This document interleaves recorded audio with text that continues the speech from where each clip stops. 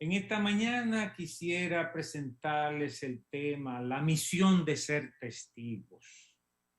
La misión de ser testigos. Y yo quisiera que me permitan una oración para pedirle a Dios que nos bendiga en todo lo que vamos a hacer en esta mañana. Padre, estamos en tu presencia pidiendo tu bendición.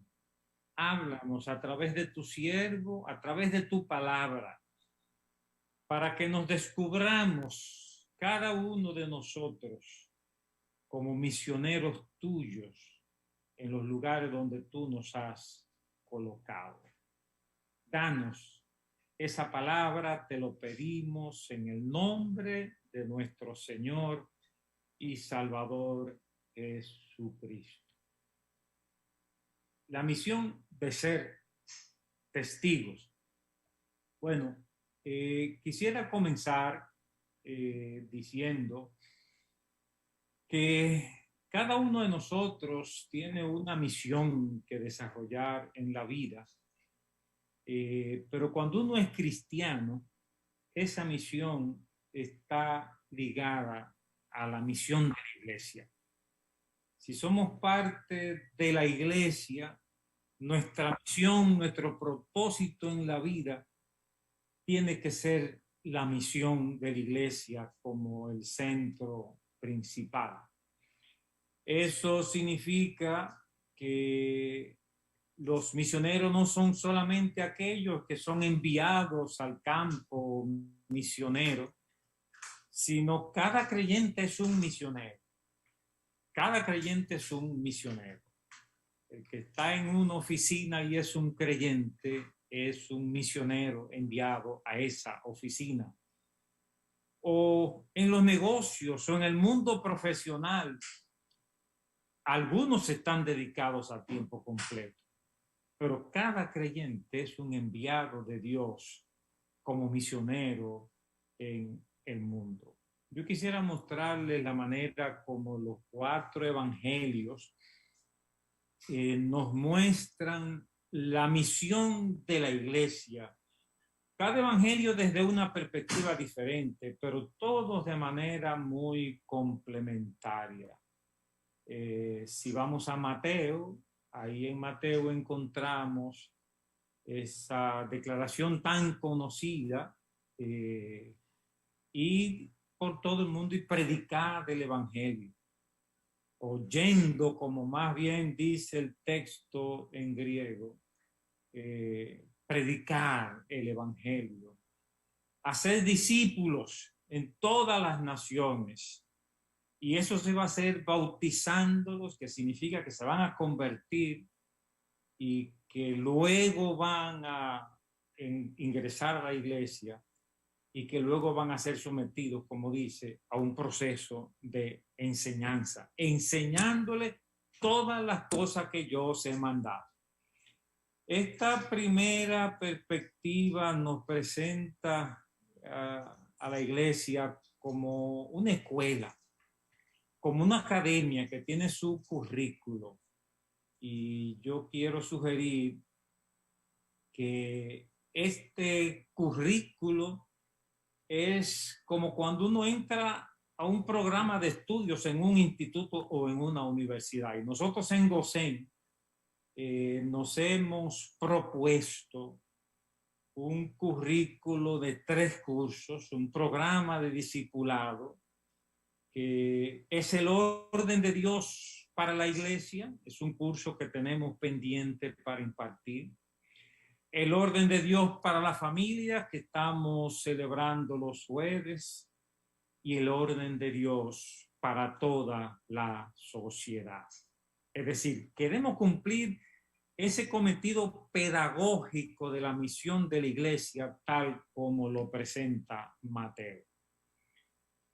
Pero Marcos nos da una perspectiva diferente. Marcos comienza también planteando el reto de predicar el evangelio y la conversión de las personas para ser parte de la iglesia. Pero Marcos presenta algo diferente, y es que Marcos nos presenta el aspecto sobrenatural. Marcos dice, y estas señales seguirán a los que creen. Estas señales seguirán a los que creen. Que hablarán nuevas lenguas, que sacarán demonios, o sea, una serie de manifestaciones sobrenaturales que todas se cumplieron en el libro de los Hechos. Si usted revisa bien lo que Marcos está planteando, se cumple en el libro de los Hechos. Y ese es el aspecto sobrenatural de la iglesia. Entonces tenemos que decir que la misión de la iglesia no es solo una misión pedagógica, racional, lógica, sino una misión con repercusiones sobrenaturales, que Dios promete que si nosotros hacemos nuestra parte, Él va a hacer la suya. Si nosotros predicamos, discipulamos, Dios se va a manifestar con poder en medio de la iglesia. Eso nos reta a una vida devocional intensa. A una vida devocional intensa. Si Mateo nos enseña a la iglesia como una escuela con su propio currículo, Marcos nos presenta a la iglesia como un reto a la vida devocional.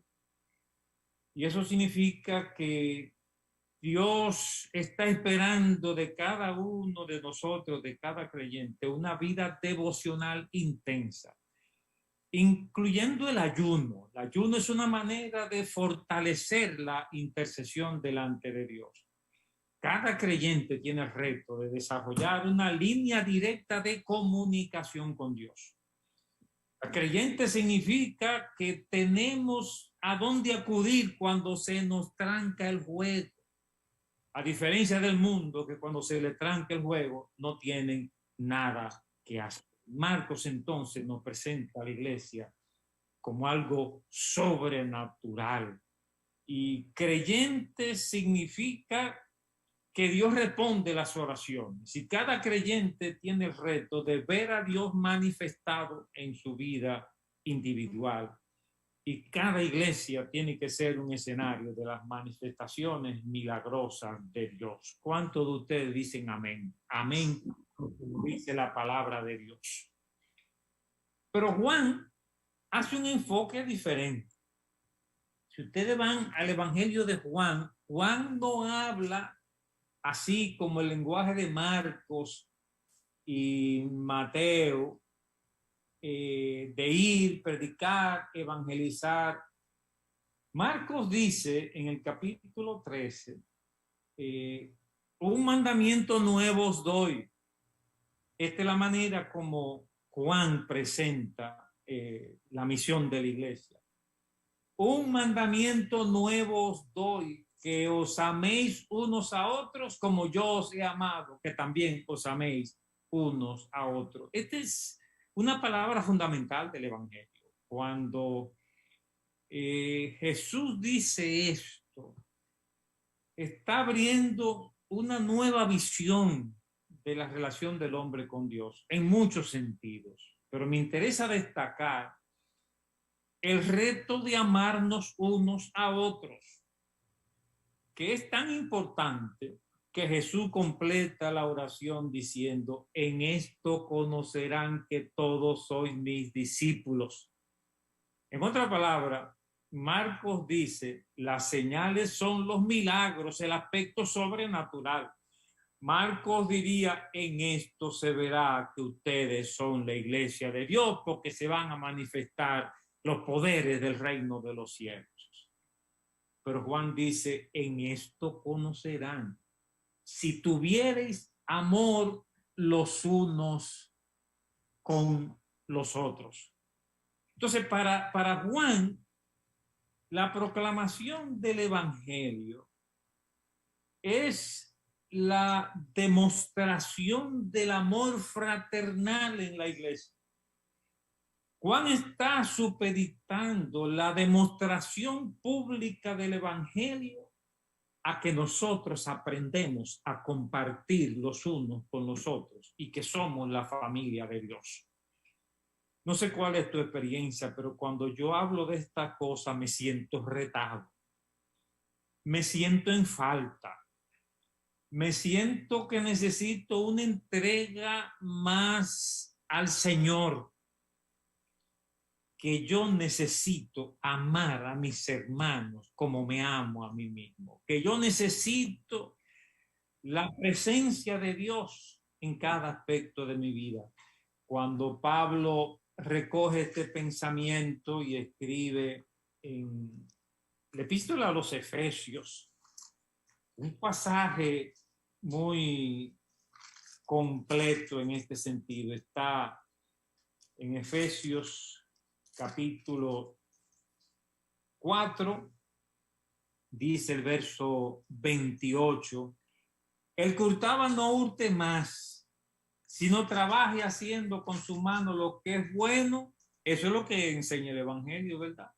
Que no podemos robar, sino que debemos trabajar. Pero ¿qué hacemos con todo el dinero que nos ganamos? Imagínense, hermano o hermana, que a usted les toca ser dueña o dueño de uno de esos negocios, como los supermercados en República Dominicana, y que usted comienza a hacer dinero, dinero y más dinero. ¿Qué se espera que un discípulo de Cristo haga desde esa posición? Dice aquí, para que tenga que compartir con el que padece necesidad. Jesucristo criticó el simple espíritu de acumular, acumular y acumular, y retó a todos sus seguidores a ponerlo todo en sus manos con la disposición de compartir con los demás. De nuevo me siento en falta. Estoy hablando de esto y lo estoy predicando, pero me lo estoy diciendo a mí mismo, Dunque, recuérdate lo que dice la Escritura, compartir con tus hermanos. Y es más, el versículo es más amplio, dice compartir con cualquiera que tenga necesidad, no solamente la familia de la fe. Por eso la iglesia, para proclamar el mensaje integral del evangelio, tiene que ser una comunidad que bendice a su comunidad. Tiene que ser una comunidad de hermanos que se apoyan los unos a los otros y que bendicen a la comunidad a su alrededor. De modo entonces que lo que estamos mirando es que Mateo hace un enfoque pedagógico y destaca la doctrina, la enseñanza, el discipulado. Que Marcos destaca los aspectos sobrenaturales y nos reta a una vida devocional intensa delante de Dios. Mientras que Juan, en todo su evangelio, destaca el amor. Y en realidad, si ustedes revisan estos 3 evangelios, ustedes van a ver que Mateo es el evangelio pedagógico, el que recoge los grandes discursos, los argumentos de Jesús, las citas bíblicas. Mateo es el pedagogo que hace énfasis. También destaca los milagros y el amor, pero el énfasis de Mateo es el aspecto pedagógico. Marco es el evangelio de los milagros. A Marco no se le va uno solo de los milagros de Jesús, pero también destaca la doctrina y todo lo demás, pero hay un énfasis. Marcos es un poquito pentecostal, mientras que Mateo es como un poquito bautista. Se van a esos polos. Juan es el evangelio del amor. Lo que tenemos que ver, hermanos, es que el evangelio es Mateo, Marcos y Juan, las 3 perspectivas. ¿Qué es lo que trata de hacer Lucas? Miren, cuando vamos a Lucas, cuando usted revisa el evangelio de Lucas, en Lucas vamos a descubrir lo que me parece un intento por integrar las 3 perspectivas de la misión de la iglesia y por ende de la misión del cristiano. Bueno, Lucas lo hace con su propio lenguaje en Lucas capítulo 24, cuando Jesús resucita y reaparece a los discípulos, les dice, y les dijo, estas son las palabras que os hablé estando aún con vosotros. O sea, Jesús recapitula, Jesús resume sus enseñanzas más importantes, que son tres, que era necesario que se cumpliese todo lo que está escrito de mí en la ley de Moisés, en los profetas y en los salmos, las escrituras. La Biblia es la palabra de Dios. O sea, Lucas comienza recogiendo la palabra de Cristo en cuanto a la Biblia como palabra de Dios, pero sigue con la segunda doctrina, que es la persona de Cristo. Dice el verso 46, y les dijo, así está escrito y así fue necesario que el Cristo padeciese y resucitase de los muertos al tercer día. Jesucristo es el Hijo de Dios. Pero esto aterriza en la tercera doctrina. Y que se predicase, y ahí Lucas coincide con Mateo y Marcos, que se predicase en su nombre el arrepentimiento y el perdón de pecado en todas las naciones. Dicho esto, entonces dice el verso 48, dice Lucas, y vosotros sois testigos de estas cosas. O sea, Lucas no solamente nos llama a ser discípulos, sino a ser testigos. Porque un testigo, un discípulo, es un aprendiz, es un estudiante, es uno que coge el currículo que sigue la escuela, pero un testigo es más integral. Y vosotros sois testigos de estas cosas. Y para que me puedan ser testigos, he aquí yo enviaré la promesa de mi Padre. O sea que Lucas hace una presentación más integral de este llamado del Evangelio sobre todas nuestras vidas.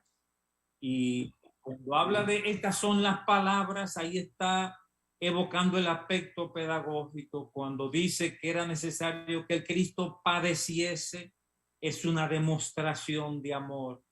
Y cuando dice yo enviaré la promesa, ahí está las manifestaciones milagrosas de Dios en nuestras vidas. De esta manera podemos resumir que la misión integral de la iglesia tiene estos tres elementos. En primer lugar, doctrina. O sea, la misión de la iglesia tiene un mensaje que queremos comunicar al mundo y que queremos explicar en la iglesia. Estas son las palabras, la Biblia como la palabra de Dios, Jesucristo como el Hijo de Dios, pero implica también unas buenas obras, una manifestación del amor, que Cristo lo demostró de la manera máxima cuando murió por nosotros en la cruz, la máxima demostración de amor. Y el Evangelio incluye también la parte sobrenatural que tiene que ver con los milagros. Podríamos preguntar entonces, esta palabra testigo que usa Lucas para referirse al discípulo, que hemos dicho que es más integral, ¿qué implica testigo? Bueno, testigo significa que se ha tenido una experiencia. No se puede ser testigo sin haber vivido una experiencia. Y lo que hemos visto es que esta experiencia es triple. En primer lugar, hemos pasado por un proceso de instrucción. O sea, ser un testigo significa que fuimos evangelizados y que fuimos discipulados, instrucción, que seguimos los cursos. Pero significa también que nosotros somos parte de la familia que comparte no solamente en lo emocional, sino también en lo material. O sea, que nos hemos desarrollado en una comunidad que practica el amor fraternal. Eso es la iglesia de Jesucristo. Y Pablo, cuando escribe a Timoteo en su primera epístola, describe eso como adornar la doctrina. O sea, las buenas obras adornan la doctrina. La doctrina es el centro, es el mensaje. Pero esa doctrina se digiere mejor cuando viene acompañada de buenas obras. Y el tercer elemento es el tema de los milagros. De modo entonces, ¿qué significa ser testigo? Que tenemos conocimiento, que tenemos un conocimiento que se nos ha dado y que podemos explicar el evangelio a otras personas, que somos practicantes de buenas obras, que exhibimos las obras de amor en nuestras vidas y que Dios responde nuestras oraciones, que tenemos una línea de comunicación directa con Dios a través de la oración. Si ustedes revisan en el libro de los Hechos, cuando se escogen los 7 en el capítulo 6, los apóstoles ponen 3 requisitos. Y si revisan bien, esos 3 requisitos que luego aparecen en Esteban, los mismos 3 requisitos, significan maduros en el conocimiento, en sabiduría, en la fe, maduros en buenas obras, que sean buenos, buen comportamiento y maduro en los milagros. Y ahí tiene que ver el Espíritu Santo. O sea, un testigo maduro tiene esas 3 características. Concluyo preguntándote, ¿eres un verdadero testigo de Jesucristo o estás viviendo tu propio programa en la vida? Que Dios nos ayude entonces a sincronizar nuestro programa con el programa de Dios. Te informo que si tú eres un estudiante, en realidad eres un misionero ahí donde estás estudiando. Que si estás en una oficina o en una escuela, o si tienes un negocio, en realidad tú eres un infiltrado del reino de los cielos para instruir a las personas de ese sector. En el barrio donde estamos, ¿qué es responsabilidad, Señor? Nosotros somos los responsables de comunicar esta palabra del reino de los cielos. Que Dios nos bendiga y que Dios nos ayude a ser testigos efectivos del reino de los cielos en los lugares donde Dios nos ha colocado. Bendiciones y que esta palabra Dios las use para edificarnos en las posiciones en las que Él nos ha colocado. Amén y amén.